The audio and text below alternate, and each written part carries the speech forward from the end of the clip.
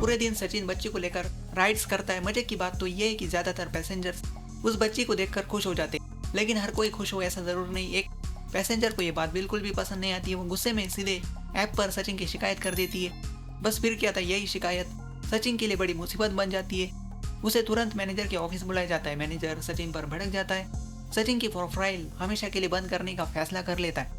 तभी बच्ची रोने लगती है। सचिन कहता है कि ये उसके बड़े भाई की बेटी है और मजबूरी में उसे ये साथ लाना पड़ा।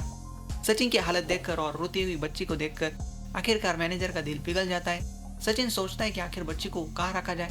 वो बच्ची को शोरूम लेकर पहुंच जाता है। रोशनी जैसे ही शोरूम पहुंचती है बच्ची को देखकर हैरान रह जाती है। उसे शक होता है कि कहीं तेजस का किसी के साथ चक्कर तो नहीं था।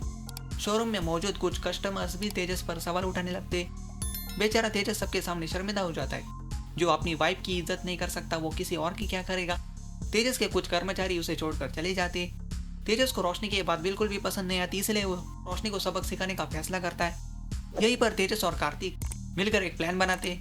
प्लान के मुताबिक कार्तिक रोशनी को एक जगह मिलने बुलाता है। रोशनी वहां पहुंचती है। फिर कार्तिक अचानक उससे अपने प्यार का इजहार करने की एक्टिंग शुरू कर देता है। दूसरी तरफ तेजस छिपकर पूरी बात रिकॉर्ड कर रहा होता है। रोशनी भी इतनी आसान नहीं है। उसे जल्दी ही महसूस हो जाता है कि कुछ तो गड़बड़ है।